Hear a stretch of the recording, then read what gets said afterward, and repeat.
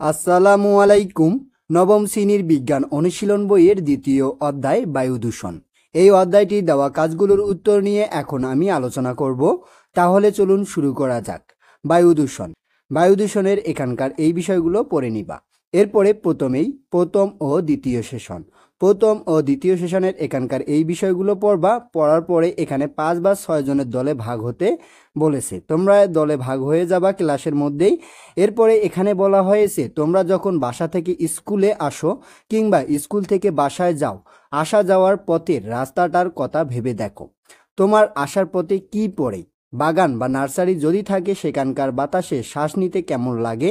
আবার পথে যদি কোনো ডাস্টবিন বা কলকারখানা পড়ে সেখানে শ্বাস প্রশ্বাসে কোনো সমস্যা হয় কি না? এরপরে বলা হয়েছে ভালোভাবে চিন্তা করে নিজের অভিজ্ঞতা অনুযায়ী নিচের শখ পূরণ করো। এখন দলে বিভক্ত হয়ে তোমাদের বাড়ি থেকে স্কুলে আসার রাস্তাটার কথা বলা হয়েছে। এখানে কোথায় শ্বাস নিতে ভালো লাগে আর কোথায় শ্বাস নিতে কি করায় খারাপ লাগে। এখন এই কাজটি করার জন্য একটি ছক দেওয়া আছে। ছকটি তোমাদের এলাকার বিষয়গুলোই ব্যবহার করবা বা জায়গার নামগুলোই ব্যবহার করবা। আমি এখানে স্যাম্পল কয়েকটি নাম ব্যবহার করেছি। প্রথমেই ক্রমিক নং, এরপরে দলের সদস্যদের নাম, এরপরে এলাকার কোথায় নিঃশ্বাস নিতে ভালো লাগে, এরপরে এলাকার কোথায় নিঃশ্বাস নিতে খারাপ লাগে, এরপরে কোনো বিশেষ সাদৃশ্য ও বৈসাদৃশ্য আছে কিনা। এখন এগুলো আমাদের এই ছকে লিখতে হবে। প্রথমে ক্রমিক নম্বর 1, এখানে তোমরা তোমাদের দলের সদস্যদের নাম লিখবা। আমি স্যাম্পল হিসেবে ক এবং খ উল্লেখ করেছি। প্রথমে কি হয়েছে, শ্বাস নিতে ভালো লাগে কোথায়? নিঃশ্বাস নিতে ভালো লাগে বাগানে।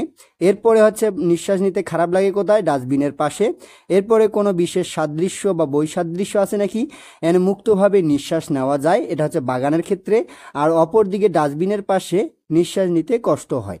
এরপরে 2 নম্বরে তোমাদের বন্ধুদের নাম লিখবে, এখানে দলের মধ্যে যে সদস্যগুলো রয়েছে তাদের নাম। এরপরে কোথায় নিঃশ্বাস নিতে ভালো লাগে? ছাদে। এরপরে কোথায় নিঃশ্বাস নিতে কষ্ট হয় বা খারাপ লাগে? জনবহুল এলাকায়। এরপরে হচ্ছে এখানে সাদৃশ্য ও বৈসাদৃশ্যর মধ্যে যা লিখবা একই। একই মানে এই যে বিষয়টায় মুক্তভাবে নিঃশ্বাস নেওয়া যায় কোথায়? ছাদে। আর জনবহুল এলাকায় নিঃশ্বাস নিতে কষ্ট হয়। এরপরে 3 নম্বর। 3 নম্বরের এখানে তোমাদের বন্ধুদের নাম লিখবা। কোথায় নিঃশ্বাস নিতে ভালো লাগে? পার্কে। আর কোথায় নিঃশ্বাস নিতে খারাপ লাগে? বাস স্ট্যান্ডের পাশে। এরপরে কোনো বিশেষ সাদৃশ্য বা বৈসাদৃশ্য, রাস্তায় বায়ু দূষণ বেশি, পার্কে কম। এরপরে হচ্ছে 4 নম্বর, তোমাদের বন্ধুদের নাম। তারপর হচ্ছে কোথায় ভালো লাগে? তাহলে নদীর পাশে নিঃশ্বাস নিতে ভালো লাগে। আর বাজারে কি করা হয়? নিঃশ্বাস নিতে খারাপ হয় বা কষ্ট লাগে। আর এর মধ্যে কি হচ্ছে, কোনো বিশেষ সাদৃশ্য বা বৈসাদৃশ্য আছে কিনা। এখানে আমরা একই লিখছি। এখানে একই মানে এই যে নদীর পাশে বায়ু দূষণ বেশি না বায়ু দূষণ কম, আর বাজারে বায়ু দূষণ বেশি।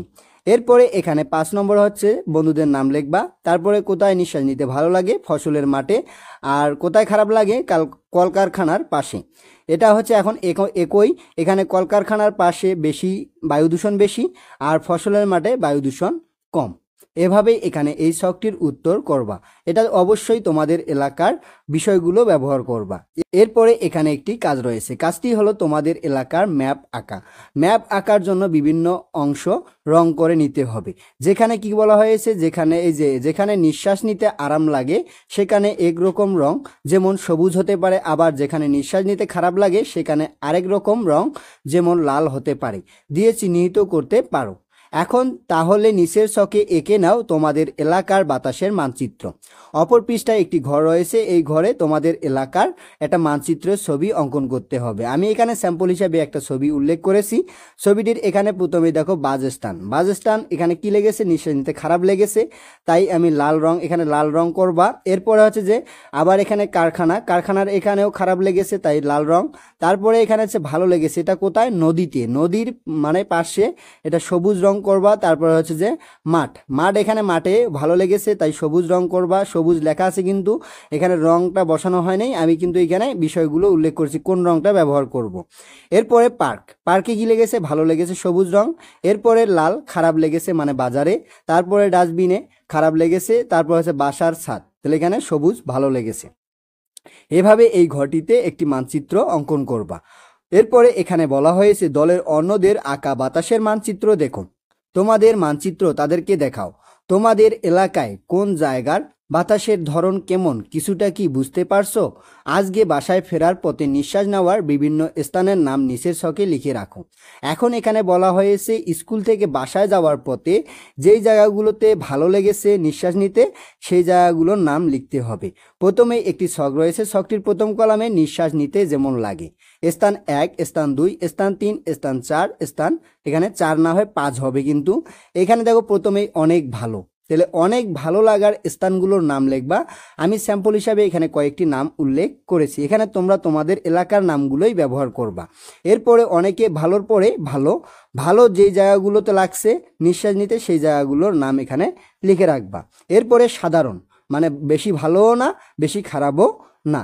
তাহলে এখানে কি হচ্ছে, এই যে নামগুলো স্থান 1, 2, স্থান 2, স্থান 3, স্থান 4, স্থান 5 এইভাবে উল্লেখ করবা। এরপরে খারাপ লাগার স্থানগুলোর নাম এখানে লিখবা, এটা অবশ্যই তোমাদের এলাকারই নামগুলো লিখবা। এরপরে অনেক খারাপ, যেখানে অনেক বেশি খারাপ লেগেছে সেইগুলোর নামও এখানে উল্লেখ করবা। এরপরে এখানে বলা হয়েছে এখন তোমাদের এলাকার একটা ম্যাপ খুঁজে বের করতে হবে, ইন্টারনেটে খুঁজে দেখতে পারো। অনেক সময় পৌরসভা কিংবা ইউনিয়ন পরিষদের অফিসিয়াল ওয়েবসাইটে এলাকার ম্যাপ পাওয়া যেতে পারে। প্রয়োজনে শিক্ষকের সাহায্য নিতে পারো। ম্যাপ পাওয়া গেলে সেটা দেখে নিজের খাতায় একটা অনুলিপি তৈরি করে নাও। এখন এই কাজটি কিভাবে করবা তা এখন আমি দেখিয়ে দিচ্ছি, চলো এই কাজটির উত্তর শিটি। কাজটির উত্তর করার জন্য তোমাদেরকে অবশ্যই গুগল ব্রাউজারে যাইতে হবে। গুগল ব্রাউজারে গিয়ে তোমাদের পৌরসভার নাম লিখবা। পৌরসভার নাম লেখার পরে ওখানে যাবা তোমরা কি যে পৌরসভার ম্যাপ, পৌরসভার ম্যাপে গেলে তোমরা একটা ম্যাপ পেয়ে যাবা তোমাদের এলাকার। আমি এখানে স্যাম্পল একটি ম্যাপ উল্লেখ করেছি। এখন এই ম্যাপটি তোমরা দেখতে পাচ্ছ, এটি হচ্ছে নরসিংদী জেলার ম্যাপ। নরসিংদী জেলার ম্যাপটাই দেখতে পাচ্ছ, তোমরা তোমাদের জেলার ম্যাপটা ব্যবহার করতে পারো। আমি এখানে স্যাম্পল হিসেবে এটা কিন্তু ব্যবহার করেছি। এভাবেই একটি মানচিত্র বা ম্যাপ অঙ্কন করবা। এরপরে আসি অপর পৃষ্ঠায়। অপর পৃষ্ঠায় এখানে আরও একটি কাজ রয়েছে। কাজটি হলো, এবার খেয়াল করে দেখো যে সব এলাকায় তোমাদের শ্বাস নিতে আরাম লেগেছে সেখানে বিশেষ কি আছে, আবার যে সব জায়গায় শ্বাস নিতে কষ্ট হয় সেখানে বিশেষ কি বৈশিষ্ট্য রয়েছে। স্কুল ছুটির পরে তোমাদের যাদের বাসা কাছাকাছি তারা মিলে দল গঠন করে নিজ নিজ এলাকার বৈশিষ্ট্য খুঁজে বের করতে পারো। এখন এই কাজটির উত্তর কিভাবে করবা তাও দেখিয়ে দিচ্ছি, চলো এই কাজটির উত্তর শিটে। কাজটির উত্তর যেভাবে করবা, উত্তর শ্বাস নিতে ভালো ও খারাপ লাগার স্থান, কারণ ও বিশেষ বৈশিষ্ট্য। তাহলে বিশেষ বৈশিষ্ট্যগুলো আমরা এখন লিখবো। প্রথমে আমি এখানে মার্ক করে দিয়েছি মূল বিষয়গুলো। শ্বাস নিতে ভালো, এখানে ভালো হবে ভালো লাগা স্থান। তাহলে এখানে ভালো লাগা স্থানগুলো হচ্ছে পার্ক, রিসোর্ট, রিভার সাইড, মুক্ত মাঠ, উদ্যান, দিঘির পাড় ইত্যাদি। এরপরে শ্বাস নিতে খারাপ লাগা স্থান, শিল্প কারখানার আশেপাশে, ইটভাটা, হাট বাজার, ডাস্টবিন এলাকা, আবর্জনা পোড়ানোর স্থান ইত্যাদি।